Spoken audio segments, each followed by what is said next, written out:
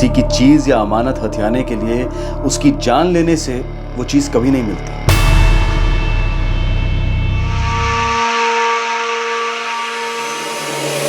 अगर कुछ मिलता है तो वो है बर्बादी, अपनी जिंदगी की बर्बादी।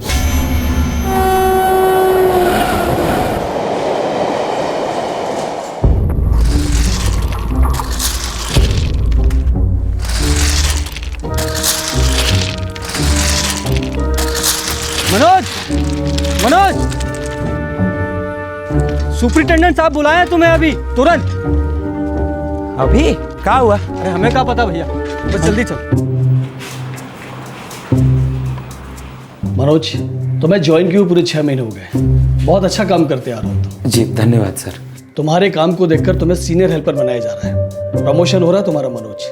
बहुत बहुत धन्यवाद सर। बस ऐसे ही काम करते रहो। लेकिन ये प्रमोशन तुमसे खंडवा छुड़वा देगा। मुंबई जाना होगा, कुर्ला डिवीजन।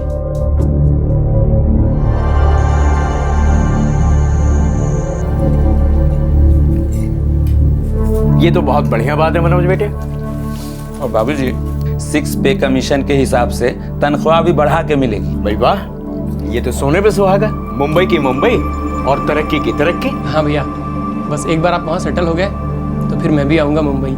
मुंबई मेरा सपना है। तेरा सपना सच होगा राकेश। बस 2-4 महीने लगेंगे सब कुछ सेट करने में। फिर तुम दोनों को बुला लूंगा मुंबई। और माँ, पैसे हर महीने में भेजता रहूंगा। वो सब तो ठीक है, पर हम नहीं चाहते कि तुम इतने बड़े शहर में अकेले जाओ। प्रमीला के घर वाले कब से शादी की तारीख के बारे में पूछ रहे हैं, उन्हें क्या जवाब दे? शादी के लिए टाइम कहाँ है माँ? 7 मिनट लगते हैं 7 फेरे लेने में, और इसके साथ 7 जन्मों का बंधन भी बन जाता है। बिल्कुल ठीक करिए तुम्हारी बात। हाँ, फौरन प्रमीला से शादी कर लो और उसके साथ जाओ ना मुंबई। अच्छा ठीक है माँ, जैसी आप लोगों की इच्छा। अच्छा प्रमिला, अपना ख्याल रखना और कुछ भी जरूरत पड़े तो हमें फोन कर देना। मनोज, हमारी बहन का ख्याल रखना। जयेश भैया आप चिंता ना करिएगा, वहाँ पर पहले ही से सब कुछ सेट है। प्रमिला वहाँ खुश रहेगी। और सुनो, तुम दोनों अपना अपना काम करते रहना है। जैसे ही सही लगेगा तुम दोनों को मुंबई बुला लूंगा। लाओ। हाँ खुश।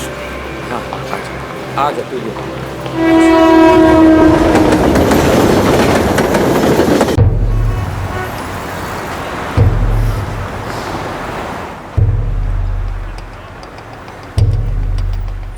हर बड़ा शहर एक बड़ा कुआं है, जहां हर दिन बढ़ती तादाद में प्यासे पहुंच रहे हैं। ये नौजवान अपने कस्बों और गांव को पीछे छोड़कर आ रहे हैं। एक ऐसा भविष्य तलाश रहे हैं जो उन्हें अपने इलाके में कभी नसीब नहीं हो सकता। लेकिन ऐसा क्यों है? हर शहर गुब्बारे की तरह फूल रहा है। लोगों की बहती धारा रुकने का नाम नहीं लेती। इमारतें और ऊंची होती जा रही हैं, पर घरों के कमरे और सिकुड़ते जा रहे हैं। हर सांस के लिए कंपटीशन, लेकिन बेहतर जिंदगी का सपना टूटने का नाम नहीं लेता। शहरों की तरफ ये बेहिसाब माइग्रेशन एक सीरियस दस्तक है कि हमारे देश में प्रगति और विकास की कथा शायद वाकई एक कथा है, मिथ्या है।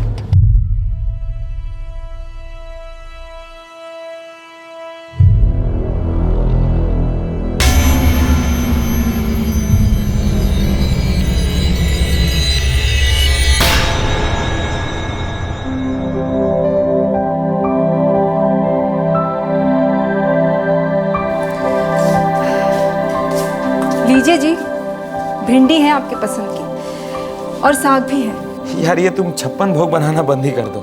आखिरी महीना चल रहा है, बैठा करो ना आराम से। बाहर से कुछ मंगवा लिया करो अपने लिए, और मैं रेलवे कैंटीन में खा लूँ। हे भगवान, ऐसा भी कोई करता है क्या? वैसे माँ का फोन आया था, कह रही थी महू आ जाओ, डिलीवरी वही करेंगे। नहीं, फिर रेलवे में काम करने का क्या फायदा? और यहाँ का अस्पताल तुम्हारे मऊ से 100 गुना ज्यादा एडवांस्ड है, पता है? लेकिन अब मैं अपनी माँ को क्या जवाब दूंगी? मैं उनको फोन करके समझा दूंगा। मैं अपनी माँ को बुला लेता हूँ तुम्हारे देखभाल के लिए। सच कहूँ तो मुझे भी महू नहीं जाना है। आपको छोड़कर कहीं नहीं जाना है मुझे। ये भी ठीक है जी। अच्छा सुनो, राम और राकेश दोनों मुंबई आने के लिए बहुत उतावले हैं। दोनों यहीं सेट होना चाहते हैं। तो बुलवा लीजिए ना। हाँ, लेकिन सोच रहा हूँ क्वार्टर थोड़ा बड़ा मिल जाए तो। दिल में जगह हो तो कमरों में जगह बन ही जाती है। और मुझे पता नहीं है क्या कितना प्यार है आप भाइयों का आपस में। ठीक है, मैं आज ही फोन कर देता हूँ और कह देता हूँ मुंबई का 1 वे टिकट करवा लो बच्चू। हाँ भैया, हाँ हाँ हाँ, अम्मा भी साथ चलेंगी। मैं आज ही टिकट बुक करवाता हूँ। और तैयार रहना, बच्चे की जिम्मेदारी से बच नहीं पाओगे चाचू। भैया सच में बहुत मजा आएगा, सोच के ही बहुत खुशी हो रही है। ठीक है ठीक है। मुंबई। अरे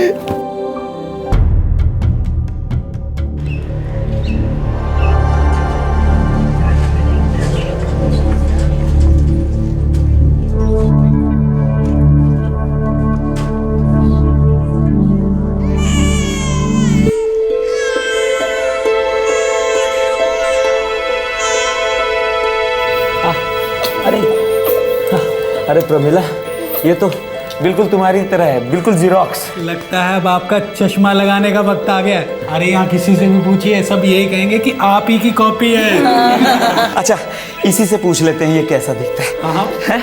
आइए, तुम किसकी तरह दिखते हो? हाँ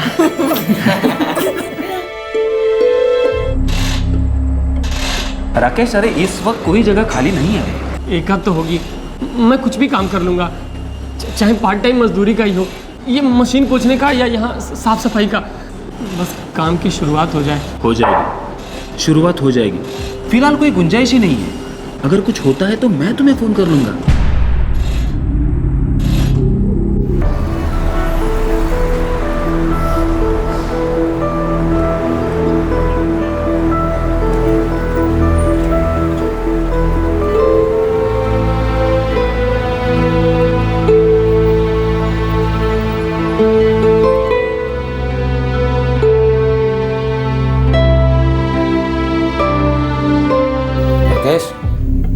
ये रोटी नहीं खाने से काम थोड़ी ना जल्दी मिल जाता है। भैया देखिए ना, मैं भी 1 हफ्ते से हाथ पैर मार रहा हूँ, कुछ काम ही नहीं आता हाथ में। आपको ना राम भैया अपनी पढ़ाई नहीं छोड़नी चाहिए थी। मैं तो कहती हूँ कि आप फिर से अपनी पढ़ाई शुरू कर दो, फिर एक हाथ में डिग्री होगी तो दूसरे हाथ में नौकरी, वो भी पक्की अफसर वाली।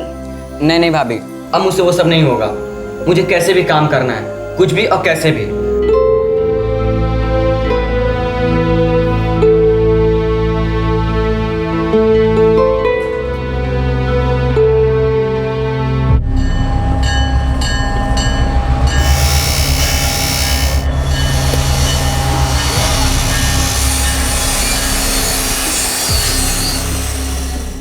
भैया मुझको भी यहीं अपने यार्ड में कोई काम दिलवा दीजिए। अगर दिलवा सकता था तो पहले नहीं दिलवा देता। ये सरकारी संस्था है, यहाँ पे हर नौकरी एग्जाम पास करके पाई जाती है। भैया पर बिना एग्जाम का या बिना डिग्री का भी तो काम होता है। ये सब हमाली मजदूरी करना, ये सब सामान ही यहाँ से वहाँ ले जाना। भैया मैं कुछ भी कर लूंगा, कुछ भी। यहाँ मेरी नहीं चलती। खंडवा होता तो किसी न किसी से बात करके कोई ना कोई सेटिंग करवा देता, लेकिन ये मुंबई है, यहाँ पे 2 करोड़ लोग अपनी अपनी सेटिंग में लगे हुए हैं। यहाँ नौकरियाँ बहुत है, लेकिन उसको पाने के लिए किसी न किसी का हाथ चाहिए सर पे। भैया अगर ये सब काम आप मुझे नहीं दिलवा सकते हैं तो कम से कम कूली का ही बिल दिलवा दीजिए। अगर मेरे हाथ में सब कुछ होता तो तुम्हारे आने से पहले तुम्हारी व्यवस्था नहीं कर देता। और कूली का बिल्ला कोई मामूली चीज समझते हो? यूनियन बाजी देखोगे तो भाग खड़े हो जाओगे बच्चे। तो फिर क्या करूं मैं भैया, ऐसे ही बेकार पड़ा रहूं? सब्र करो, सही कह रहा हूँ। दिमाग गर्म रखने से होने वाला काम भी बिगड़ जाता है राकेश।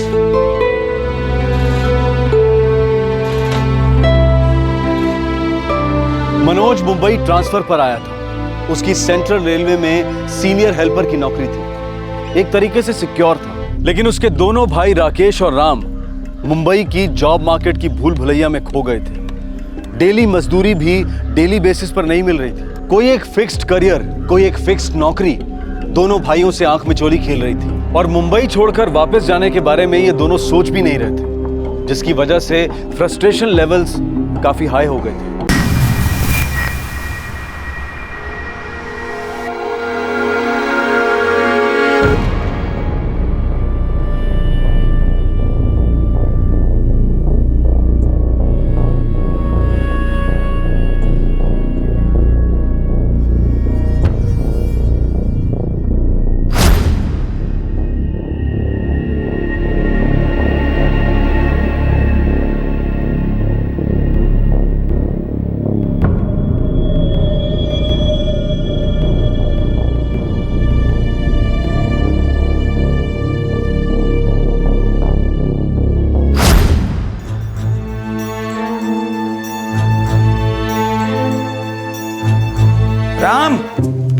चलो मैं जा रहा हूँ, तुमको भी सायन छोड़ देता हूँ। हाँ भैया आया। सुनिए जी, ये कुछ ज़रूरी चीज़ों की लिस्ट है मुन्नी के लिए, आज आते वक्त लेते आइएगा। लेता हूँगा भाई। भैया मैं रेडी हो गया। बेस्ट ऑफ लक राम भैया। थैंक यू भाभी जी। चलिए भैया।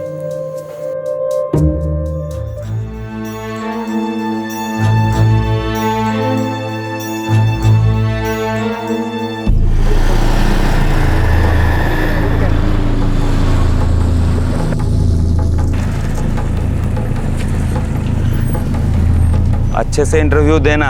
जी भैया। अगर उन्होंने इंटरव्यू में वहीं के वहीं कोई आधी टेढ़ी बात कर दी या ये कह दिया कि ये नौकरी हम किसी और को दे रहे हैं, तो मुस्कुराते निकलना, ठीक है? अरे तुमको कोई और नौकरी मिलेगी। चलो।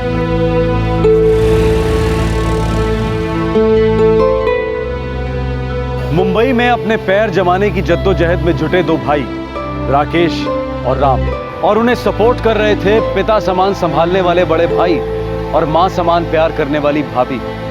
दिन आसान नहीं थे, लेकिन धीरे धीरे सुधरने के आसार नजर आ रहे थे। तभी अचानक एक कहर टूट पड़ा। तकदीर ने एक ऐसी पलटी मारी कि जिंदगियां ही बदल गई, हमेशा के लिए।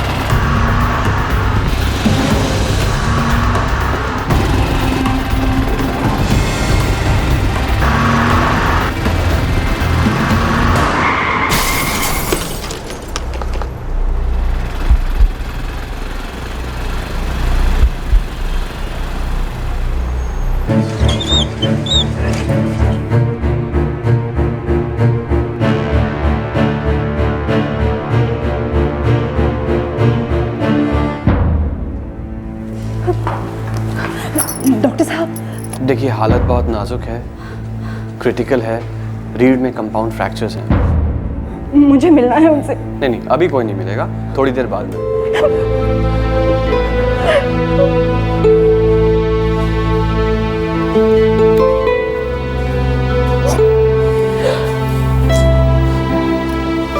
भाभी अब आप घर चले जाइए, हम लोग हैं ना यहाँ पे, हम लोग सब संभाल लेंगे। जब तक मैं उन्हें देखती नहीं, मैं यहाँ से हिलूंगी नहीं।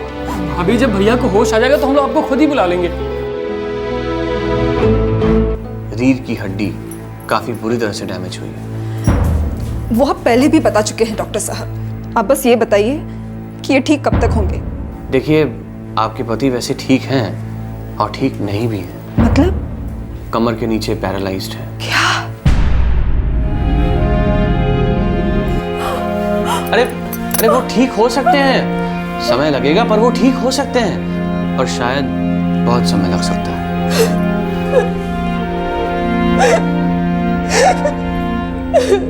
प्रमिला, तुम्हारे पति मनोज की सारे यार्ड में बड़ी इज्जत है। देखो तुम किसी चीज़ की चिंता मत करना, मनोज के इलाज में कुछ खर्च नहीं होने वाला है। रेलवे हॉस्पिटल हमारे लोगों के लिए ही तो है। और हाँ, मनोज की तनख्वाह, पूरी की पूरी तनख्वाह महीने के आखिर में तुम्हारे हाथ में पहुंच जाएगी, सब कुछ पहले की तरह। और देखना, देखते ही देखते अपना मनोज फिर से काम पर होगा। धन्यवाद सर। देखो तुम्हें किसी भी चीज़ की ज़रूरत हो, किसी भी तरह की मदद की ज़रूरत हो तो सीधे यार्ड में चले आना, ठीक है? चलता हूँ। नमस्ते।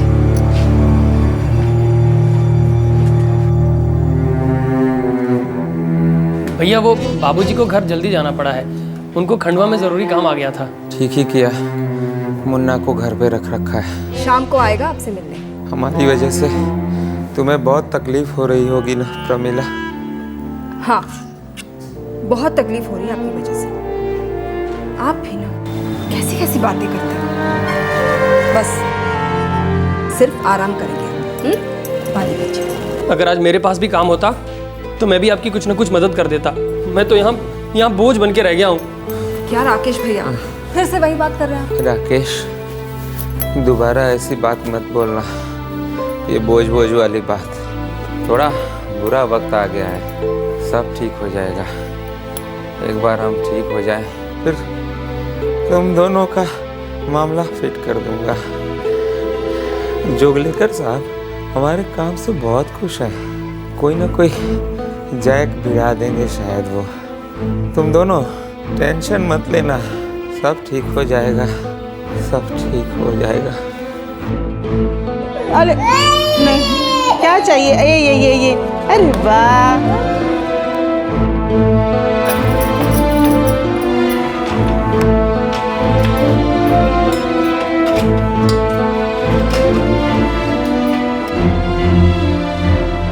अम्मा मैं हॉस्पिटल जा रही हूँ। प्रमिला, जी भैया। मेरी आज दोपहर की ट्रेन है। घर पर सबको मेरा प्रणाम कहना भैया। ठीक है, मना मत करना, रख ले, काम आएंगे। चलती हूँ।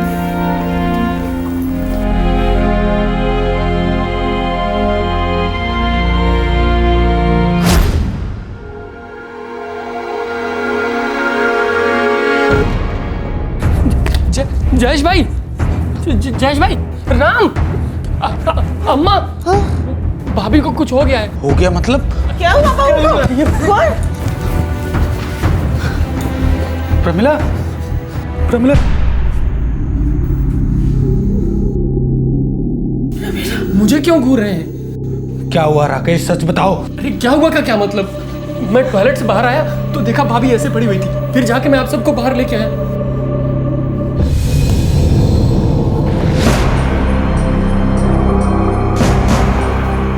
दरवाजा तो अंदर से बंद है, फिर किसने किया होगा ये सब?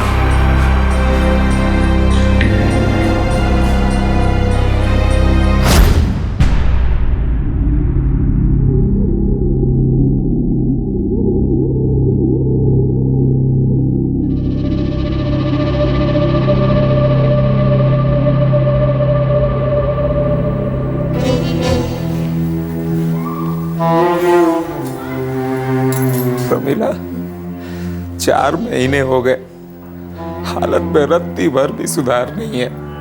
कभी कभी सोचता हूँ उस दिन मैं बच क्यों गया, मर जाता तो अच्छा था। भगवान के लिए ऐसा मत बोलिए। डॉक्टर ने कहा है कि थोड़ा सा टाइम लगता है, लेकिन आप फिर से पहले जैसे हो जाएंगे। ये दवाइयों की लिस्ट है, आधे घंटे में चाहिए।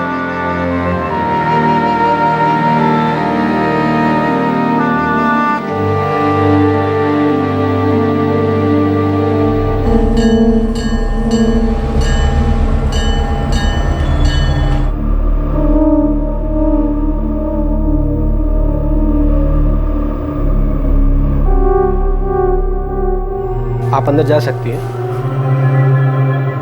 प्रमिला, मौजूदा हालात में हम तुम्हारे पति के लिए जो भी कर सकते हैं वो सब कर रहे हैं। इनकी एक तनख्वाह से गुजारा नहीं हो रहा है। घर में छोटा बच्चा है, इनके 2 भाई हैं, माँ है, और ऊपर से नर्स ने दवाइयों की इतनी लंबी लिस्ट दे दी है। मैं हॉस्पिटल में बात करके दवाइयाँ मुफ्त करवाने की कोशिश करता हूँ। Thank you sir. वैसे प्रमिला, पैसों की तंगी है तो एक और तरीका है, अगर इंटरेस्टेड हो तो बताओ। क्या करना होगा सर?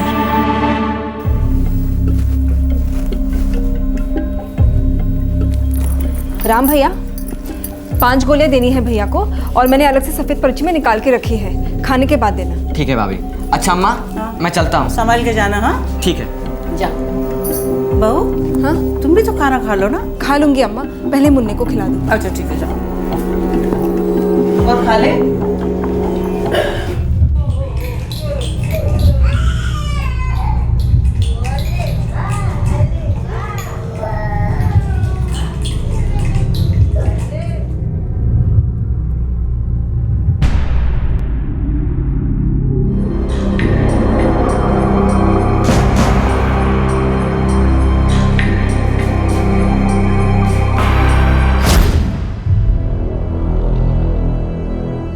हो सकता है भाभी को रात में कुछ हुआ होगा, कुछ मेंटल शॉक वॉक, और इसलिए उन्होंने आत्महत्या कर लिया होगा। मेरी बहन आत्महत्या कभी नहीं कर सकती।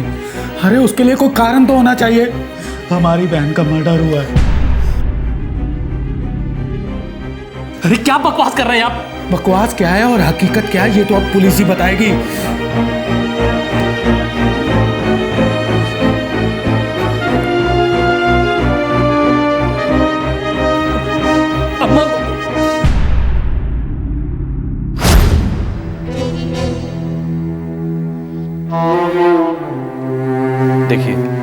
8 महीने हो चुके हैं। मनोज की हालत में कोई इम्प्रूवमेंट नहीं हुई। साथ ही पीठ के सहारे लेट लेट कर मनोज की पीठ पर छाले भी पड़ चुके हैं। अब आपको अपने दिल पर पत्थर रखकर ये कबूल करना होगा कि क्या डॉक्टर साहब? मनोज अब ऐसा ही रहेगा और उसके ये पीठ के छाले उसे बहुत तकलीफ देने वाले हैं।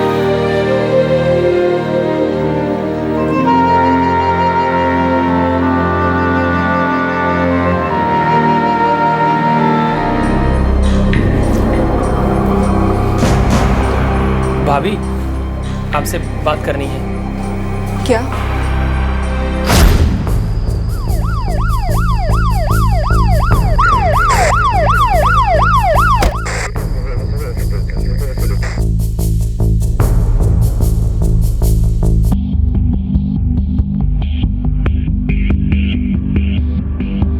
सर दरवाज़ा अंदर से बंद था। सर जब मैं टॉयलेट से बाहर निकला तो मैंने देखा भाभी यहाँ अजीब ढंग से पड़ी हुई थी। उसके बाद मैंने पास जाके देखा तो मुझे लगा कुछ गड़बड़ है। उसके बाद मैंने सबको जगा दिया और यहाँ लेके आया। सर एक मिनट सर, गड़बड़ तो हुई है, बॉडी को पोस्टमार्टम के लिए भेज दो। आप सबको अभी के अभी पुलिस स्टेशन में हाजिर होना होगा।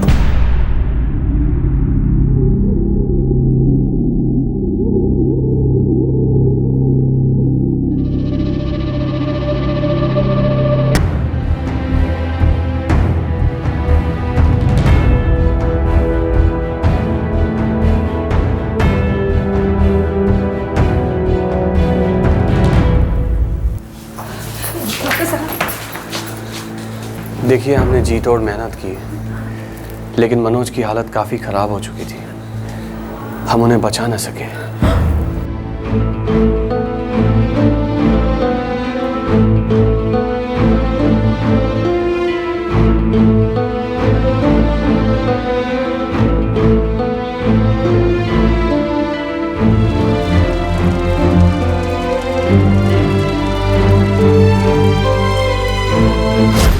ये आदमी झूठ बोल रहा है सर। मुझे तो शक है कि इस आदमी ने ही मेरी बहन का मर्डर किया है। सर ये बकवास कर रहे हैं, पागल हो गए हैं सर ये। सर ये नहीं चाहता था कि मेरी बहन यहाँ रहे, ये चाहता था कि मेरी बहन यहाँ से कहीं दूर चली जाए।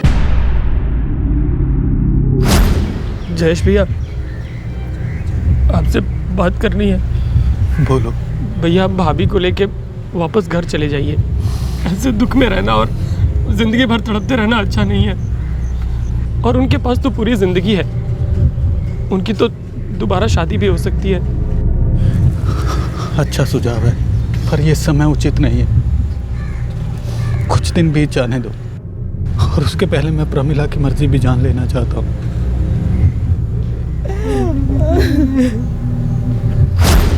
सर मैं भाभी का भला चाहता था। मैं चाहता था दोबारा उनका घर बस जाए, वो फिर से सेटल हो जाए। इसमें क्या गलत है सर? ये आदमी साफ साफ झूठ बोल रहा है सर। इसके दिमाग में उस समय भी कोई ना कोई गेम चल रही थी। कैसा गेम? भैया, ये राकेश भैया ठीक नहीं है, गलत इरादे हैं उनके भैया। साफ साफ कहो, क्या कहना चाहती हो तुम? वो एक अरसे से यही चाह रहे हैं कि मैं इस घर से चली जाऊं। मनोज के जाने के पहले से ही वो इस कोशिश में है भैया। ये क्या कह रही हो तुम? भाभी, आपसे बात करनी है। क्या? अब आप वापस अपने घर चले जाइए। भैया की और मुन्ना की मैं और राम मिलकर देखभाल कर लेंगे। कैसी उटपटांग बातें कर रहे हो राकेश भैया? मैं अपने पति और बच्चे को छोड़कर कैसे जा सकती हूँ? भाभी कैसी बात कर रही हैं आप क्यों नहीं समझ रही हैं? बहुत कठिन और लंबा रास्ता पार करना पड़ेगा, और यहाँ रुक के वैसे भी आप कुछ नहीं कर पाएंगी। राकेश भैया, क्या इरादा है आपका? आप साफ साफ कहते क्यों नहीं कि क्या चाहते हैं आप?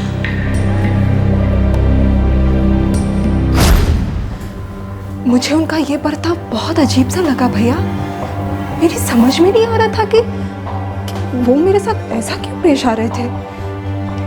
पर आज जब हम मनोज का अंतिम संस्कार करके घर लौटे, तब सब कुछ साफ साफ नजर आ गया भैया। मैं जान गई कि आखिर वो मुझसे चाहते क्या है। क्या चाहते हैं ये? भाभी, कम से कम अब तो अपने घर वापस चले जाइए। अब चाहते क्या है राकेश भैया? भाभी, अगर आप घर वापस लौट गई हम दोनों भाइयों में से किसी एक को मनोज भैया की नौकरी मिल जाएगी। इससे पूरे परिवार का भला होगा, भाभी आपका भी भला होगा। बस मुझे मनोज भैया की नौकरी चाहिए, आप समझ जाइए। रेलवे में और दूसरी कई सरकारी नौकरियों में जब किसी एम्प्लॉय की एक्सीडेंट में या किसी और कारण से अचानक मृत्यु हो जाती है तो उसी की तनख्वाह के लेवल का दूसरा जॉब उसके सबसे करीबी रिश्तेदार को ऑफर किया जाता है। इस केस में मनोज की खस्ता हालत को देखते हुए रेल अधिकारियों ने उसकी पत्नी प्रमिला को पहले से ही नौकरी ऑफर कर दी थी जब मनोज जिंदा था, लेकिन बिस्तर से हिल नहीं पा रहा था। वैसे प्रमिला, पैसों की तंगी है तो एक और तरीका है, अगर इंटरेस्टेड हो तो बताओ। क्या करना होगा सर? देखो, हम दोनों ये अच्छी तरह से जानते हैं कि मनोज की हालत रातों रात तो ठीक नहीं हो सकती, और शायद ये भी हो सकता है कि वो कभी ठीक ही ना हो पाए। फिलहाल मैं तुम्हारे लिए इतना कर सकता हूँ कि तुम्हारा नाम रेलवे की नौकरी के लिए प्रपोज करूँ। आप बड़े दयालु हैं सर, इससे मुझे और मेरे परिवार को बड़ी मदद मिल जाएगी सर। लेकिन सर, मुझे पता नहीं है कि मैं ये नौकरी कर पाऊंगी भी या नहीं। ज़रूर कर पाओगे। अपने परिवार से इतना प्यार करती हो तो काम भी बहुत जल्दी सीख जाओगे। ये फॉर्म लो, इत्मीनान से पढ़कर भर देना।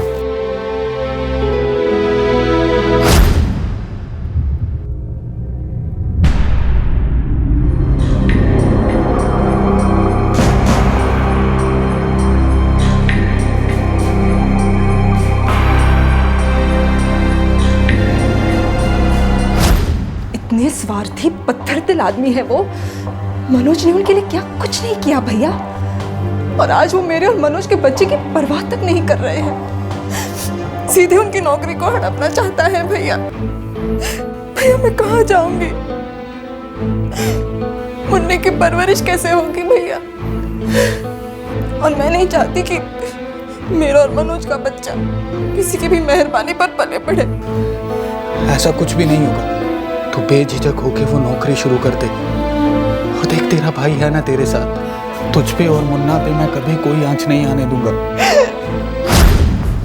अपने भाई की नौकरी पाने के लिए इसने मेरी बहन का मर्डर कर दिया। वो नौकरी तो उसे पहले ही मिल चुकी थी, और ये सब इससे बर्दाश्त नहीं हुआ सर। इसके मन में लालच आ गया सर, और अब ये बार बार यही बात साबित करने पे तुला हुआ है कि मेरी बहन ने सुसाइड किया था। ये तो सर, ये आदमी क्रिमिनल है। सर, जयेश भाई बकवास कर रहे हैं, न सबूत न कुछ। मैं अपनी भाभी की हत्या क्यों करूंगा सर? एक मामूली नौकरी के लिए मैं अपनी जिंदगी क्यों बर्बाद करूंगा? आप खुद सोचिए सर, घर अंदर से बंद था जिसमें मेरे पकड़े जाने की पूरी संभावना थी, और सर ऐसी स्थिति में मैं ये कांड करूंगा? आप समझ रहे हैं ना सर?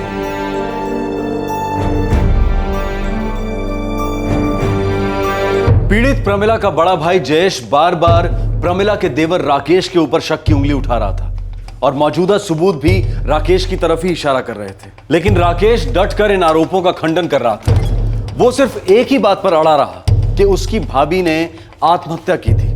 आखिरकार राकेश का छोटा भाई प्रमिला का सबसे छोटा देवर राम टूट गया, और उसने किया एक शॉकिंग खुलासा। राम, तुम्हारे भाई मनोज ने तुम सबकी जिंदगी बेहतर बनाने के लिए खूब मेहनत की। उनके जाने के बाद तुम्हारी प्रमिला भाभी ने तुम्हें माँ का प्यार दिया। उनके कंधों पर एक नन्ही सी जान की जिम्मेदारी थी। तुम्हें लगता है उन्होंने सुसाइड किया होगा? राकेश भी और मैंने भाभी को खूब समझाने की कोशिश की कि वो अकेले शहर में ये नौकरी वोकरी करके मुन्ना को नहीं बड़ा कर पाएंगे। ये शहर गीत की तरह नोच नोच कर खा जाएगा दोनों को, मगर हमारी बातें भी सुनती दो। भाभी, मैं और राम 1 साल से नौकरी के चक्कर में धक्के खा रहे हैं। बस यही एक चांस मिला है। अगर ये नौकरी मुझे मिल गई तो मैं कहीं ना कहीं राम को भी फिट कर दूंगा। भाभी, हम वादा करते हैं हम मुन्ना को अपने बच्चे जैसा पालेंगे। और आपके पास तो पूरी उम्र है, आप तो दोबारा शुरुआत कर सकती हैं। आपकी तो दोबारा शादी भी हो सकती है। राम और राकेश दोनों मुंबई आने के लिए बहुत उतावले हैं। दोनों यहीं सेट होना चाहते हैं। तो बुलवा लीजिए ना। क्वार्टर थोड़ा बड़ा मिल जाए तो। दिल में जगह हो तो कमरों में जगह बन ही जाती है। मैं आज ही फोन कर देता हूँ और कह देता हूँ मुंबई का 1 वे टिकट करवा लो बच्चू। आपके भैया आपकी हमेशा फिक्र करते, बहुत चाहते थे आप लोगों को, और आज जब उनकी अस्थियां ठंडी तक नहीं हुई है, आप दोनों की उनकी नौकरी पर नजर है। भाभी अगर हम नजर नहीं रखेंगे तो कोई बाहर का तीसरा बाजी मार ले जाएगा। ये मुंबई है भाभी, यहाँ दाहिने पैर के लिए बायां पैर रुकता नहीं है। ये कोई महू या खंडवा नहीं है कि मदद के लिए पूरा का पूरा गांव उमड़ के आ गया। और आप तो यहाँ टिक भी नहीं पाएंगी, गारंटेड आप यहाँ टिक नहीं पाएंगी। ऊपर से आप नौकरी करेंगी, बच्चे को संभालेंगी, पागल हो गई आप। पगला तो तुम दोनों गए हो, लालच में पगला गए हो। अरे मेरी फिक्र करना छोड़ ही दो तुम लोग। मेरे पास मेरे पति का बेशुमार प्यार है, ताकत है और हिम्मत है। मैं जैसे तैसे निभा लूंगी मुंबई में। तुम दोनों जाओ यहाँ से और अपने लिए कुछ करने की फिक्र करो। और राकेश भैया, आपको ये नौकरी तो मिलने से रही, इसका ख्याल भी अपने दिमाग से निकाल दो। तुम्हारे राकेश भैया ने तुम्हारी भाभी सगे भाई मनोज की पत्नी प्रमिला की हत्या की या नहीं?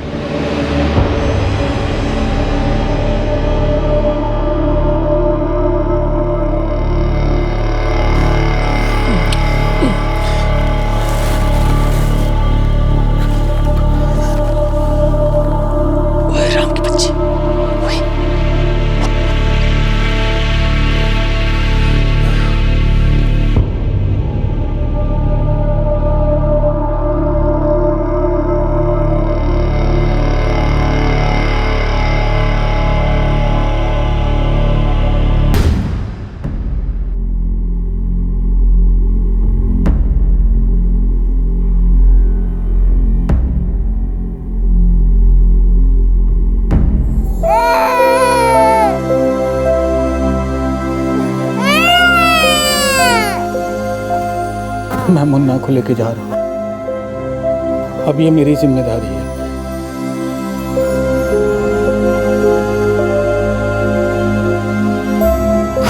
बस 2-4 महीने लगेंगे सब कुछ सेट करने में, फिर तुम दोनों को बुला लूंगा और माँ हर महीने पैसे मैं भेजता रहूंगा।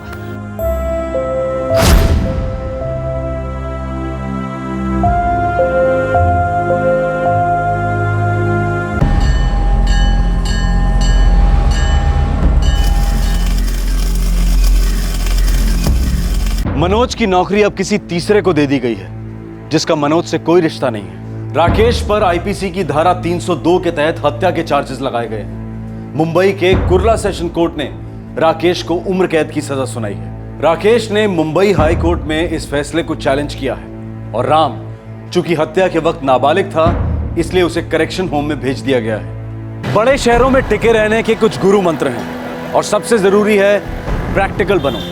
यहाँ कुछ भी हो जाए कुछ फर्क नहीं पड़ता, बस आपको सरवाइव करना है। सारे देश से लोग सिर्फ 2-4 महानगरों की तरफ ही क्यों निकल पड़ते हैं? क्या भविष्य सुधारने के लिए इनके अलावा और दूसरा कोई साधन नहीं है, कोई विकल्प नहीं है? शहरवासी जब किसी खूबसूरत कस्बे या गांव में जाते हैं तो खुली हवा में सांस लेते हुए उनके होठों से ये बात निकल ही जाती है, वाह, इसे कहते हैं असली जिंदगी। और इसके बिल्कुल विपरीत हजारों लाखों गांववासी इस बात पे दृढ़ विश्वास रखते हैं कि अगर जिंदगी में कुछ करना है, कुछ बनना है, तो शहर जाना होगा। शहर मानो जन्नत है। यह उदाहरण मशहूर अंग्रेजी कहावत को सिद्ध करता है, the grass is greener on the other side. क्या यह शहर और गांव के बीच की दरार एक दस्तक है कि हमारे विकास की कहानी एक तरफा है? व्यक्तिगत विकास के लिए अनुकूल अधिकतम सुविधाएं शहरों को ही दी जाती हैं, लेकिन इसके बावजूद हमारे शहरों की क्वालिटी ऑफ लाइफ काफी खस्ता है। दूसरी तरफ ग्रामीण क्षेत्रों को अलॉट किए गए विकास के बड़े बड़े प्रोजेक्ट्स स्कैम और घोटालों के शिकंजे से कभी निकल ही नहीं पाते। एक तरफ जहां प्रशासन इन स्कैम से हुए नुकसानों पर पर्दा डालकर अपनी कुर्सी बचाए रखता है, वहीं दूसरी तरफ आम आदमी, वो चाहे शहरी हो या ग्रामीण, जंगल राज में हाथ पैर मारता है, जहां सिर्फ एक ही नारा गूंजता है, जिसकी लाठी उसकी भैंस। मीडिया के पैनल पर घंटों डिस्कशन हो सकते हैं कि समाज में हो रहे जुर्म पर टीवी प्रोग्राम्स का गहरा असर है, वगैरह वगैरह। पर सच्चाई यह है कि बढ़ते जुर्म का मुख्य आरोपी है अमीरी और गरीबी के बीच बढ़ती खाई। कुछ लोग इस खाई से रेंगते हुए निकलकर नौकरी पाने में, जिंदगी बनाने में या बेसिक लेवल पर सरवाइव करने में जुर्म का दामन थाम लेते हैं। लेकिन हमें उन्हें मुजरिम के साथ साथ एक पीड़ित के नजरिए से भी देखना चाहिए। देखते हैं हमारे आज के एपिसोड की दूसरी कहानी।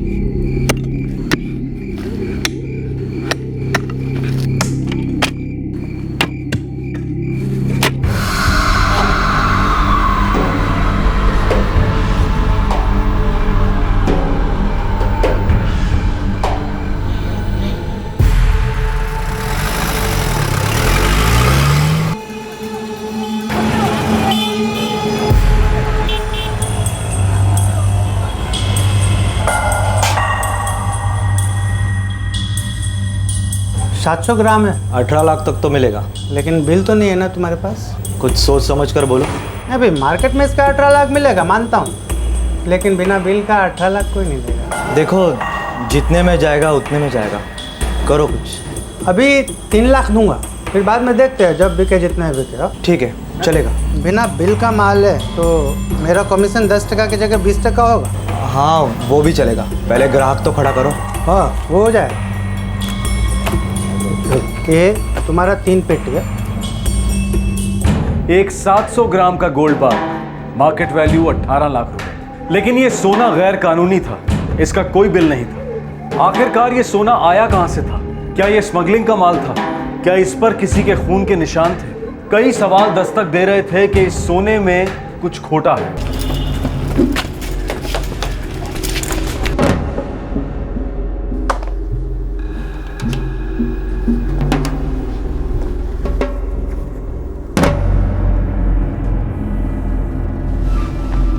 अम्मा मैं जाके आता हूँ। तू अचानक कहाँ चल दिया? वो फैक्ट्री में थोड़ा काम याद आ गया, जल्दी लौटूंगा।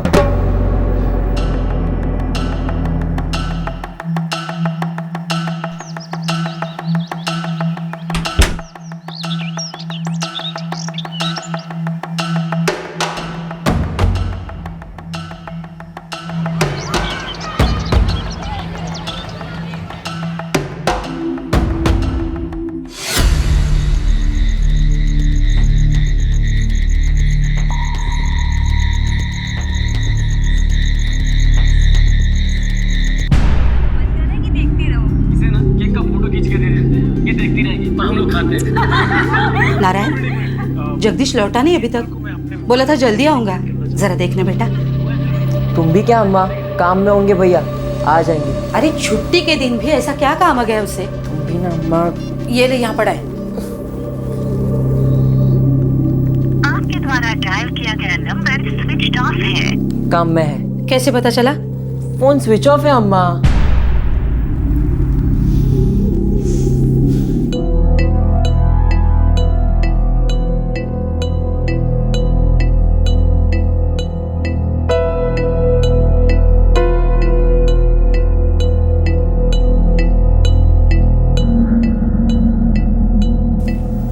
इतनी देर तो उसे काम वाले दिन भी नहीं हुई। आज हुई होगी, घर को सर पर क्यों उठा रही हो? आ जाएंगे भैया। तू जरा देख तो, या मैं उसकी फैक्ट्री पे जाऊं? तुम्ही डायल केलेला नंबर स्विच ऑफ आहे। अभी भी फोन स्विच ऑफ है। तो उसके सेठ को फोन लगा। अरे पागल हो गई हो क्या? सूरज सेठ जी को इतनी रात गए डिस्टर्ब कैसे कर सकता हूँ? उन्होंने ही किसी काम से रोक कर रखा होगा ना उसे। जगदीश ने बोला था मैं जल्दी आऊंगा। तू लगा उनको फोन। नंबर नहीं है मेरे पास।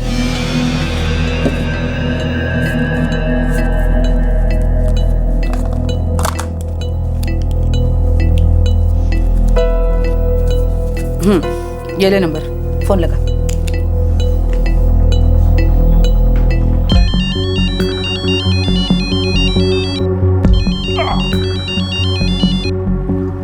हेलो। नमस्ते सर, मैं जगदीश का छोटा भाई नारायण बोल रहा हूँ। हाँ बोलो बोलो नारायण, कैसे हो? सब ठीक है? हाँ सर, बस वो जगदीश भैया बोले फैक्ट्री में कुछ काम था, अभी तक लौटे नहीं। आज दोपहर में ही गए थे। अरे भाई आज कैसे हो सकता है? आज तो रविवार है, फैक्ट्री बंद है। लेकिन भैया तो बोले थे फैक्ट्री में काम था। अच्छा देखो, शायद हो सकता है मेरा जो पार्टनर है ना महेश, उसने बुलवाया हो। हाँ? एक काम करो, उसके मोबाइल पे ट्राई कर लो ना। स्विच ऑफ है सर, और अम्मा भी थोड़ी परेशान है। अरे नारायण, अरे बच्चा थोड़ी ना है वो, है आ जाएगा, यहीं कहीं होगा।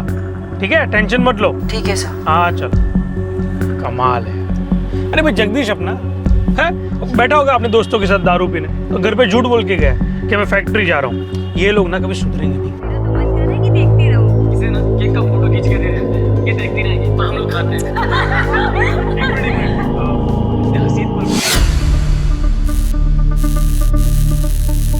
नहीं यार, ये क्या तरीका है यार, मतलब कोई बात हो गई तब से खड़े हैं यहाँ पे, इतना टाइम हो गया यार, 9 बजने वाला है, अभी तक जगदीश भाई नहीं आए। अजीब बात है। अरे शनिवार को उन्होंने खुद कहा था कि सोमवार को सुबह 8:30 बजे सारे वर्कर चाहिए, और आज खुद ही बोले। तो एक काम कर, फोन लगा ना उनको। हाँ फोन करता हूँ यार, 8:30 बजे बोल रहा हूँ। आपके द्वारा डायल किया गया नंबर तो स्विच ऑफ आ रहा है उनका। तो एक काम कर, सेठ को फोन लगा और बता दे हम सारे वर्कर 8:30 बजे यहाँ आ चुके हैं और अभी तक जगदीश भाई नहीं आए, ठीक है? और आज तो यार 10-10 सेट तैयार करने, क्या होगा उसका? पूछ ले, पहले बात कर ले। हेलो सेठ, मैं दिनेश कारीगर बोल रहा हूँ। हाँ बोलो दिनेश। सेठ, अभी तक जगदीश भाई नहीं आए, यहाँ ताला लगा हुआ है, आज तो बहुत काम है सेठ। यार इसको हो क्या गया है? अच्छा ठीक है, तो एक काम करो, तुम वहाँ रुको, मैं 10 मिनट में पहुँच रहा हूँ। ठीक है सेठ। आपके द्वारा डायल किया गया नंबर स्विच ऑफ है।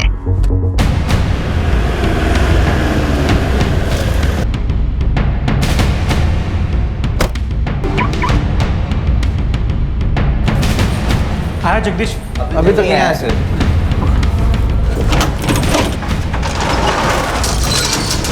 फटाफट काम शुरू कर दो सब लोग।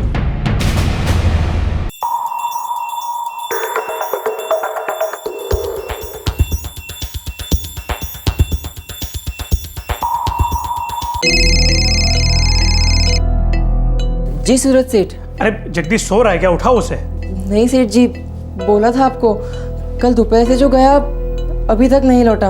अच्छा ठीक है, वो जैसे ही घर आएगा ना उसे बोलो मुझे तुरंत फोन करे। जी सेठ जी। कुछ पता चला? नहीं अम्मा, बस इतना पता चला भैया कल फैक्ट्री नहीं गए और आज सुबह भी वहाँ नहीं पहुँचे। हे भगवान, कहाँ गया होगा जगदीश?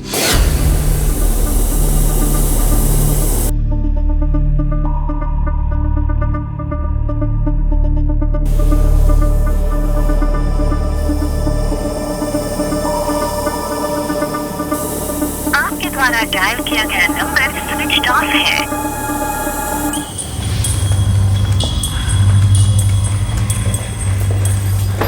हाय। हाय महेश। अरे हाँ संचित भाई। संचित भाई टेंशन मत लो, आपको माल मिल जाएगा। हाँ हाँ मिल जाएगी, डिलीवरी मिल जाएगी टाइम पे।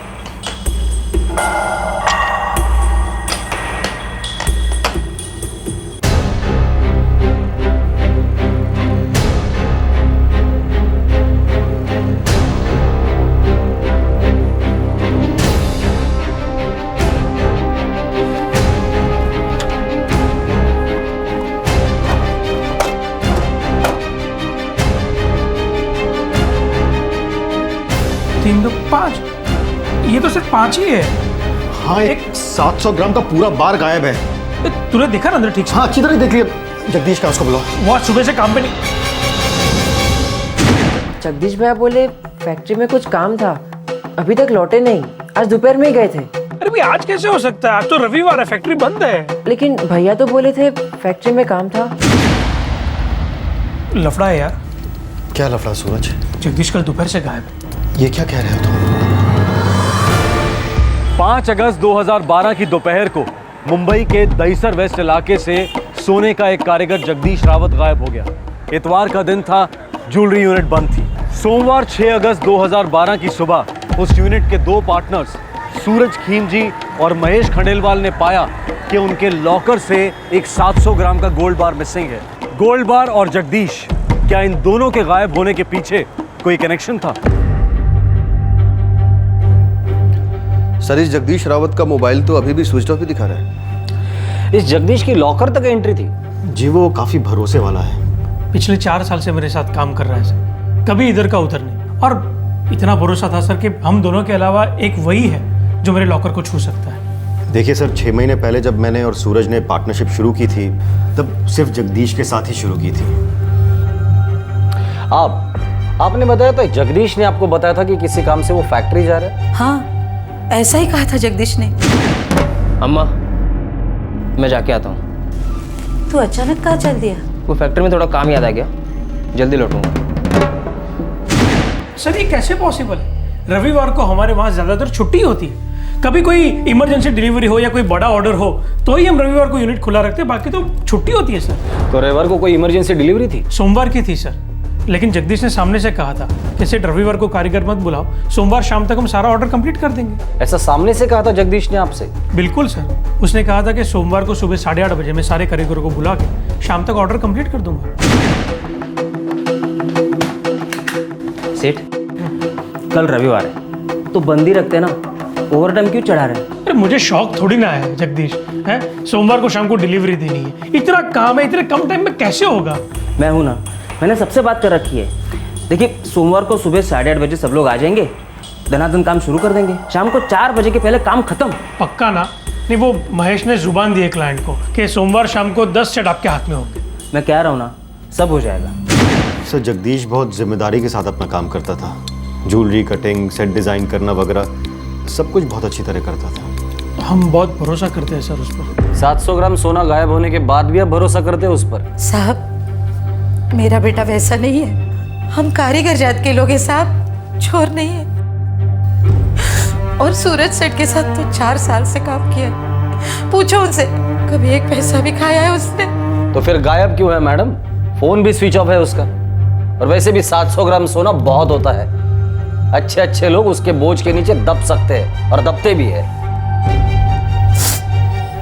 मुझे आपके बाकी कारीगरों से बात करनी होगी, क्या पता और कितने लोग शामिल हैं इसमें।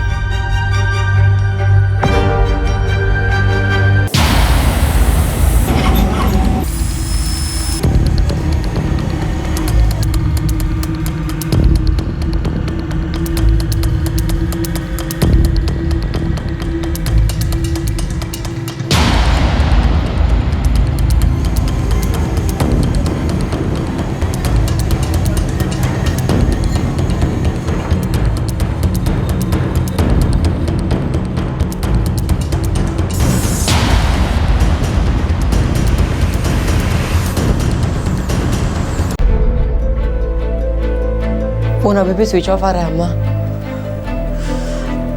जगदीश के साथ कुछ हुआ है, तेरा भाई कभी चोरी नहीं कर सकता, कभी नहीं कर सकता। देखिए मैंने आपके बाकी के वर्कर्स से भी बात की है, सब सीधे लगते हैं। अगर चोरी हुई है तो सिर्फ ये अकेले जगदीश का काम है। ये सब देख के वही लग रहा है, लेकिन मुझे ना थोड़ा डाउट आ रहा है। नहीं मतलब पिछले 4 सालों से मैं उसे जानता हूँ, बहुत करीब से। अगर पैसों की जरूरत होती तो वो मुझसे मांग लेता सामने से, और मैं कभी मना भी नहीं करता। जगदीश जैसा विश्वासु आदमी मेरे लॉकर से सोना चुराएगा, ये बात कुछ हजम नहीं हो रही है। हो ना हो इंस्पेक्टर साहब, कुछ और बात है। 700 ग्राम है, 18 लाख तक तो मिलेगा, लेकिन बिल तो नहीं है ना तुम्हारे पास? देखिए सूरज सेठ, चोरी तो हुई है, 18 लाख का सोना आपके लॉकर से चुराया गया है। अब 2 पार्टनर्स के सिवा सिर्फ एक आदमी उसे छू सकता था, और वो आदमी छूमंतर है।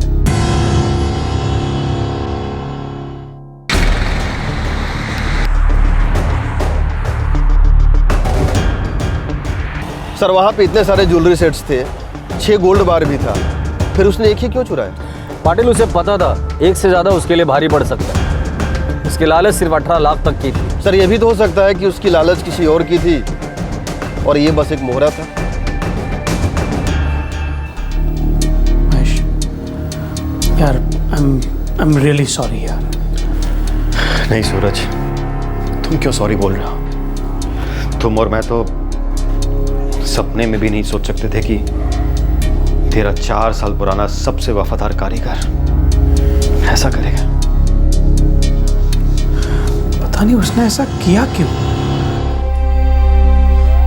नारायण सच सच बोल, जगदीश ने कभी तुझसे कुछ बात की थी? कुछ भी? क्या अम्मा, थोड़ी देर पहले बोल रहे थे कि भैया ऐसा कभी नहीं कर सकते, और अभी तू भी उन लोग जैसे सोच रही है। देख ये तो कोई जवाब नहीं हुआ, तू सच सच बता। अभी लिख के दूं? बोला ना नहीं, कुछ नहीं बोला। मनीषा को तो बोला होगा, जरूर बोला होगा।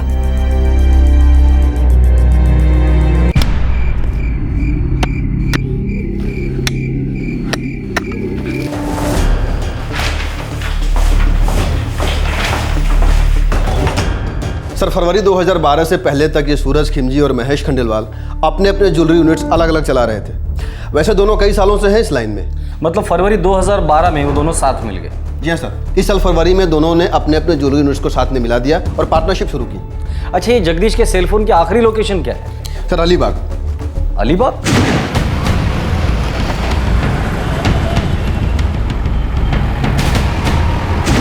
5 अगस्त को रात 9:30 बजे उसका सेलफोन अलीबाग में स्विच ऑफ हुआ और तब से वैसा ही है। सर 444662778 ये अलीबाग का नंबर है और इसी नंबर पे जगदीश के सेल से लास्ट कॉल किया गया था। किसका नंबर है?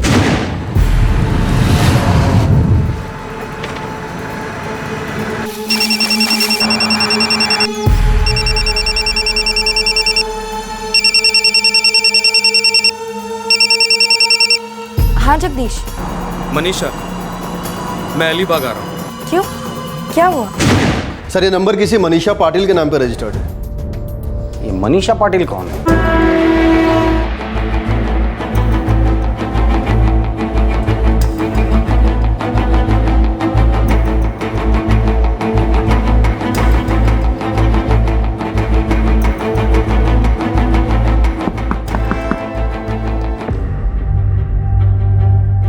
मनीषा पाटिल कौन है?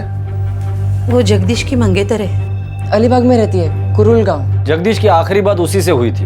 लेकिन जगदीश भाई तो उनसे मिले ही नहीं। मेरी बात हुई मनीषा भाभी से।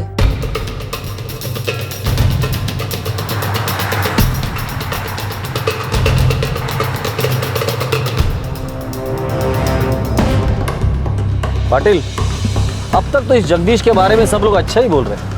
पिछले 4 साल से सूरज खिमजी के यहाँ पूरी ईमानदारी से अपनी जिम्मेदारी निभा रहा था, पर अचानक ये चोरी करने की बुद्धि उसे आई तो आई कहाँ से? उसकी मंगेतर मनीषा का क्या रोल है इसमें? और वो उसे मिलने क्यों गया था? सर शायद वो मनीषा पाटिल से मिलने गया ही नहीं था।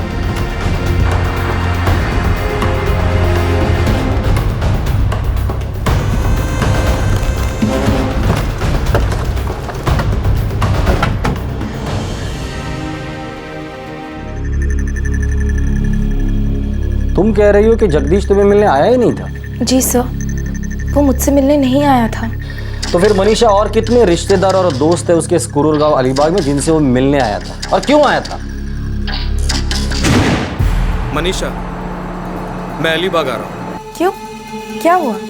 डील फाइनल कर रहा हूँ। अरे ऐसे कैसे? पैसे कहाँ हैं? मेरी जेब में। क्या? गोल्ड बार के बारे में कुछ बताया उसे? क्या गोल्ड बार? डील की बात कर रहा था वो। कौन सी डील? मनीषा, कौन सी डील फाइनल होने जा रही थी? सर मुझे नहीं पता, आप किशोर दत्ता से पूछिए। किशोर दत्ता? अब ये किशोर दत्ता कौन है?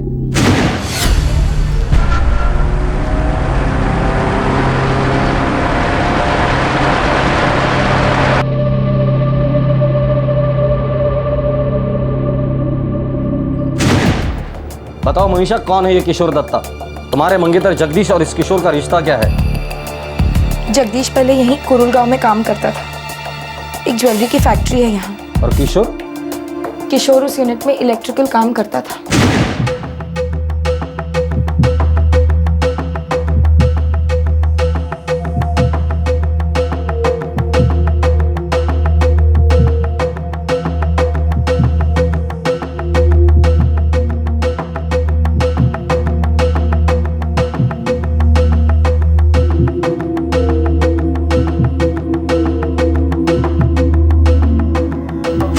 जगदीश और मैं भी वहीं मिले थे, फिर हमारी सगाई हुई।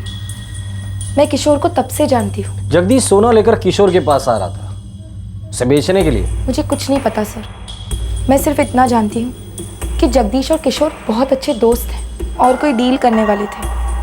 इससे ज़्यादा मैं कुछ नहीं जानती। सर इस किशोर के पास हमारे सारे सवालों के जवाब मिलेंगे। जगदीश कहाँ है, सोना कहाँ है, सब कुछ। पता नहीं पाटिल, पर यह मामला मुझे कुछ ज़्यादा ही गहरा मालूम पड़ता है। 700 ग्राम सोना बहुत होता है, और इतना सोना चुराने के पीछे बहुत बड़ी वजह होगी। क्या होगी? चलो।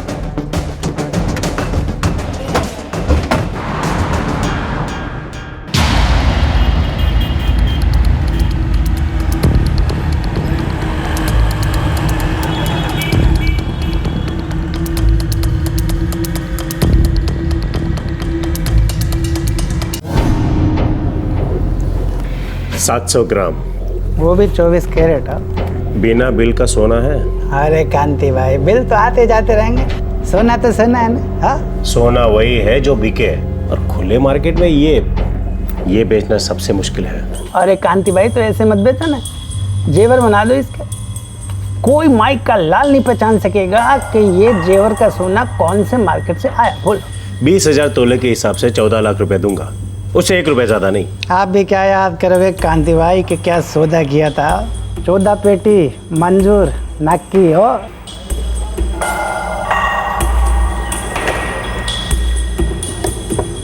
ये 700 ग्राम का गोल्ड बार दहीसर से मुंबई, मुंबई से अलीबाग और फिर से मुंबई के सोने के मार्केट में सफर करता रहा, सौदे होते रहे। लेकिन इन कैरेट्स, तोलों और पेटियों के बीच में जगदीश रावत कहां था? और उस इलेक्ट्रीशियन किशोर दत्ता का सोने के कारीगर जगदीश रावत के साथ क्या रिश्ता था? क्या सिर्फ दोस्ती थी?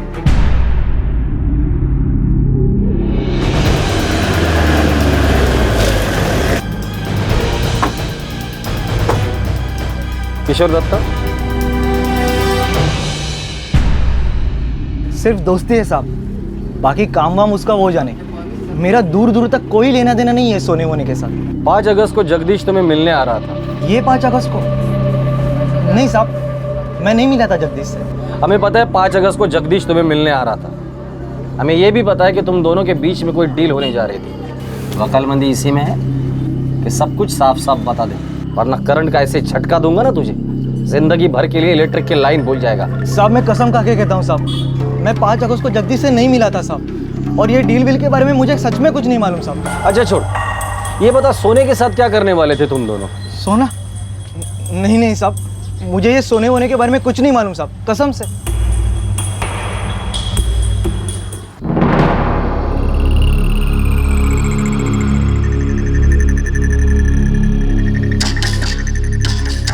सर, रविवार 5 अगस्त को इस किशोर का सेलफोन 12 बजे स्विच ऑफ हुआ और उसी दिन शाम को 7 बजे फिर से ऑन हुआ।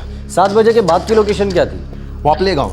वापले गांव बोले तो यहाँ से 10 किलोमीटर दूर है। 5 अगस्त को दिन भर कहाँ थे और क्या क्या किया? जल्दी बोल। सर वो रविवार था तो सुबह सुबह थाने गया था अपने दोस्त के यहाँ। अक्खा दिन वहीं पे था, लौटते लौटते लेट हो गया। दोस्त का नाम और पता बोल। दरअसल सर, मैं जब दोस्त के यहाँ गया तो उसके घर पे ताला लगा। उसका मोबाइल नंबर दे।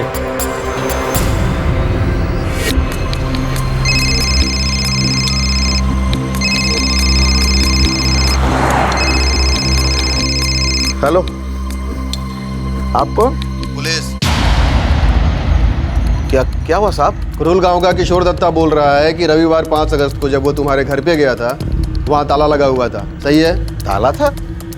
लेकिन मैं तो घर पर ही था, मेरी दुकान तो घर को लगकर ही है, मेरी फैमिली पूरा दिन घर पर थी। ये किशोर ऐसा क्यों बोल रहा है? सब ठीक तो है ना साहब? ठीक नहीं है, अभी ठीक कर देंगे। पूरा दिन दुकान दुकान दुकान, रविवार हो या त्योहार, ये अपनी दुकान कभी नहीं छोड़ते। 5 अगस्त को किशोर थाने गया था? मुझे नहीं पता, घर से निकले थे दुकान के लिए, बाकी मुझे कुछ नहीं मालूम।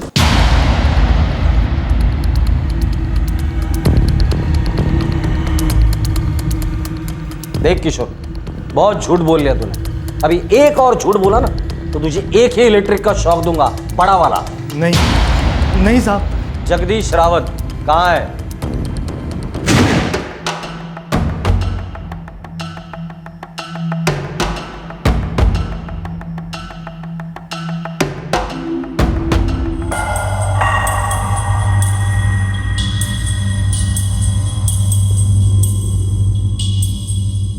खरा है ना? 24 कैरेट, एकदम प्योर। तू बोल रहा था ना 9 लाख की गारंटी चाहिए, ये उससे भी ज्यादा का। यार जगदीश, अब हम जो करने निकले ना वो करके दिखाएंगे।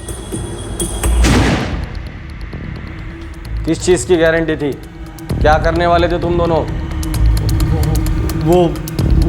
वो हम क्या? जगदीश अपनी मंगेतर मनीषा से मिलने आया था। किशोर, कैसे शुरू करेंगे?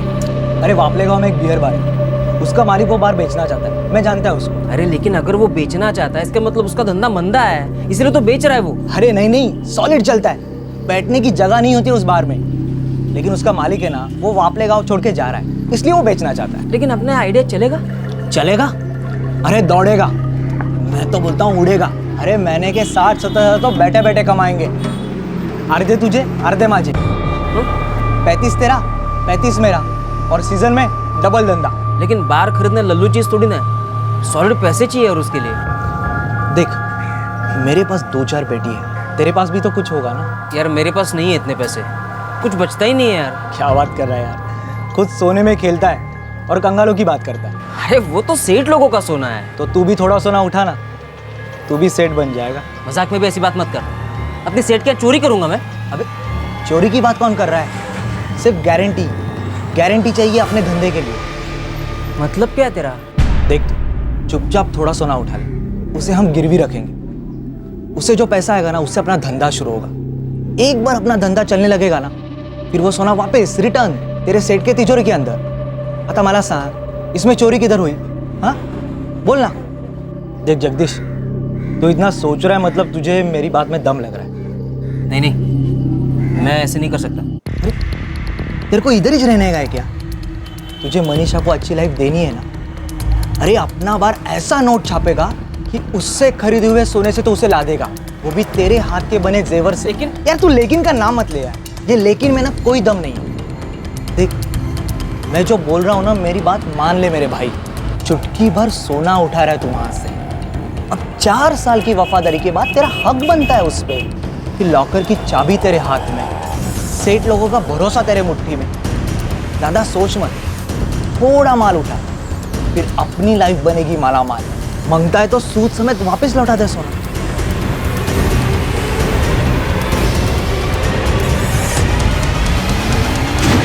तो जगदीश सोना लेकर तुम्हारे पास आया था? जी आया था। टॉप माल है ना? इससे टॉप पूरी इंडिया में कहीं नहीं मिलेगा। परसों ही हमारे महेश सर लेकर आए ऐसे 6 बार, पूरे 700 ग्राम का है। कितने मिलेंगे? 4-6 पेटी? और बोल 10? और बोल 15? ना 18। मार्केट में पूरे 18 लाख मिल सकते हैं इसके। बहुत तेरी।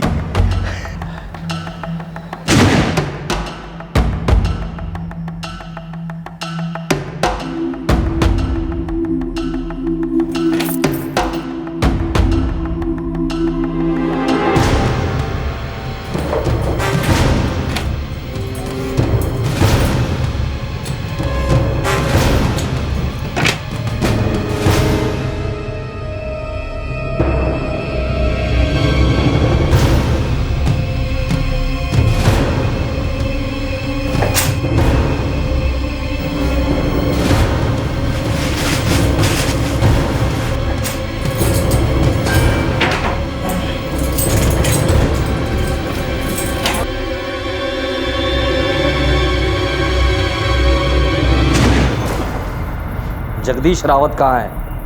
बोल। जगदीश रावत एक ईमानदार सोने का कारीगर था जो खुद अपना एक छोटा सा धंधा शुरू करना चाहता था। अपने दोस्त किशोर के बहकावे में आकर उसने जुर्म की दुनिया में कदम रखा। उसने अपने बिजनेस को फाइनेंस करने के लिए अपनी ज्वेलरी फैक्ट्री से सोना चुराया। जगदीश रावत के मालिक उस पर भरोसा करते थे और उसने वो भरोसा तोड़ दिया। जगदीश अभी हम ना उस बियर बार में जाते हैं, मस्त एक ठंडी ठंडी बियर मारते और फिर गर्मा गर्म डील करते उससे मालिक से। यार अपनी लाइफ तो सेट है। हा? चल चल।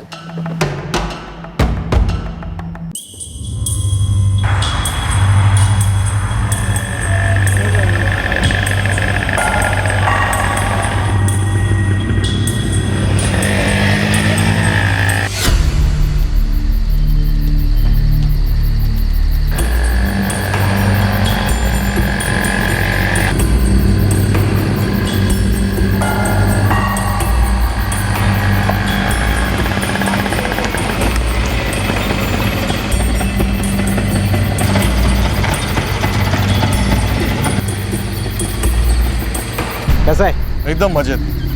जगदीश ये गोपाल, गोपाल साने, और ये केशव भोसले। हेलो। वो जो बार है ना, वो इनका है। अब कुछ ही देर में अपना हो जाएगा। लेकिन इस वीराने में बार? अबे तू देखेगा ना तो वही चक्कर आके गिर जाएगा। सॉलिड ढासू बार है। तू चल ना, चल।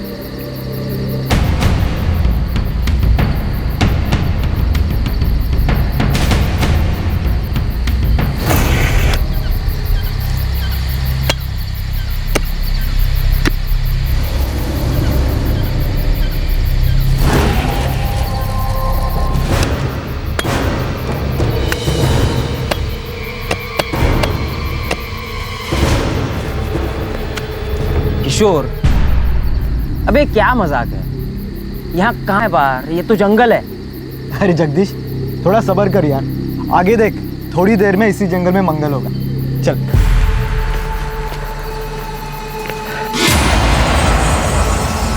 ये क्या है, गड्ढा? ये गड्ढा नहीं है मेरे प्यारे दोस्त, ये बिस्तर है। अब तू यहीं सोए हमेशा के लिए। किशोर, तू ऐसे कैसे कर सकता है? तू मजाक कर रहा है ना? तू मजाक कर रहा है ना? नहीं, सच। हम तुझे इसमें गाड़ने वाले हैं।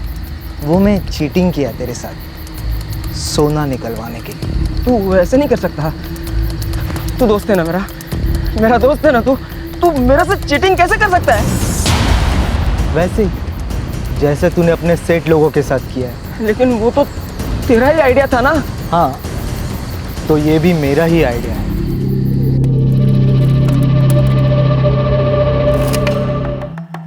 सोना कहाँ है? बेच दिया। किसको? 700 ग्राम है। 18 लाख तक तो मिलेगा इसका। लेकिन बिना बिल का 18 लाख कोई नहीं देगा। अभी 3 लाख दूंगा और फिर देखते हैं बाद में, जब बिके जितने बिके हो।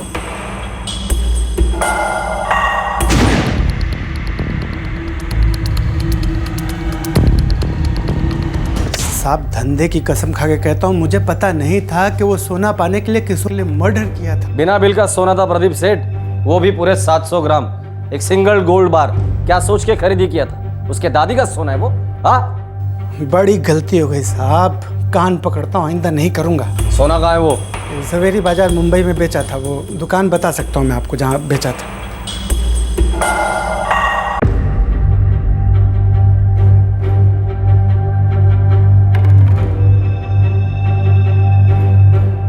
चुराया हुआ सोना हम लोगों ने जवेरी बाजार से रिकवर कर लिया है। Thank God. तो अब ये कि आपको अलीबाग सेशन कोर्ट में उसकी वापसी के लिए एक एप्लीकेशन फाइल करनी पड़ेगी, क्योंकि ये केस वहां दर्ज हुआ है।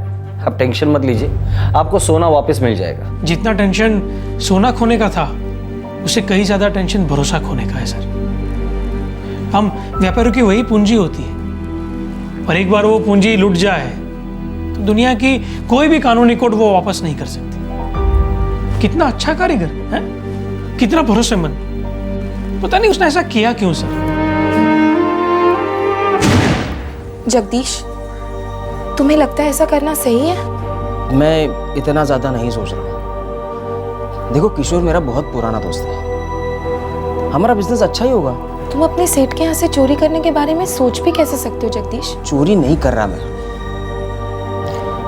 बस उनका थोड़ा सा सोना इस्तेमाल कर रहा हूँ अपने बिजनेस के लिए। बस जैसे ही हमारा बिजनेस चल पड़ेगा, वैसे उनका सोना उनको वापस लौटा दूंगा मैं। किसी को कुछ पता नहीं चलेगा।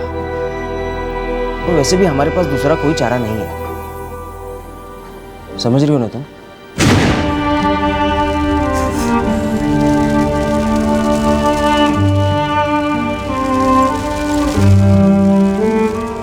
किशोर दत्ता, केशव भोसले और गोपाल साने फिलहाल अलीबाग के रेव डांडा पुलिस की कस्टडी में हैं। उन पर आईपीसी की धारा 302 और 201 के तहत मर्डर और सबूत मिटाने के चार्जेस लगे हैं। अलीबाग के जौहरी प्रदीप संघवी ने बेल के लिए एप्लीकेशन दी है। गलत ढंग से कमाया गया पैसा जिंदगी में किसी को आगे नहीं बढ़ाता, किसी भी बिजनेस को नहीं चलाता। आजकल के करप्शन और स्कैम्स के जमाने में शायद सच्चाई और ईमानदारी की बातें किताबी लगे। अगर हम अपने दादा दादी, नाना नानी या माता पिता से पूछें कि उन्होंने हमें कैसे पाल पोस कर बड़ा किया, तो ज्यादातर लोगों का एक ही जवाब मिलेगा, मेहनत से, ईमानदारी से। आम आदमी अपने चारों तरफ भ्रष्टाचार की जहरीली चकाचौंध से घिरा है। लेकिन उसके लिए समझदारी इसी में है कि वो अपनी आंखों पर पट्टी बांधकर ईमानदारी और मेहनत से जिंदगी बसर करे। आम आदमी के लिए तरक्की करना कभी आसान नहीं रहा और आगे भी नहीं होगा, क्योंकि उसके पास हर समस्या का आसान हल नहीं है, जैसे कि भ्रष्ट इंसान के पास होता है, जिसे फर्क नहीं पड़ता कि पैसा कहां से आया है। आम आदमी के लिए बिजनेस लोन मिलना पहाड़ चढ़ने से कठिन होगा, और अपने बिजनेस को ईमानदारी से चलाना उससे भी बड़ा पहाड़ होगा। और फिर बड़ी बड़ी कॉर्पोरेट कंपनीज के बेशर्मी से भरे लालच के साए में आम आदमी के छोटे छोटे बिजनेसेस चींटियों की तरह कुचल दिए जाएंगे। लेकिन सलाम है उस आम आदमी को जो फिर से खड़ा होने की कोशिश करेगा, लेकिन बेईमानी की बैसाखी कबूल नहीं करेगा। ऐसे मेहनती और सोने के बने आम लोग, मैंगो पीपल, एक देश को खास बनाते हैं, महान बनाते हैं। एक विवाद अक्सर उठता है कि अगर बड़े बड़े लोग बड़ी बड़ी चोरियां कर रहे हैं तो मैं अगर थोड़ी सी सेल्फ हेल्प कर लूं या छोटा सा शॉर्टकट ले लूं तो वो तो चोरी नहीं है। सॉरी, वो चोरी ही है। आपके लिए, मेरे लिए, सारे समाज के लिए चोरी की रोटी है, और वो कभी हजम नहीं होती, खासकर आम ईमानदार आदमी के पेट में। और यही खासियत है आम आदमी की। आपसे फिर मुलाकात होगी क्राइम पेट्रोल दस्तक में एक और नए केस के साथ। इस तरह के और भी एपिसोड देखने के लिए हमारे चैनल को सब्सक्राइब करें और बेल आइकन दबाना ना भूलें।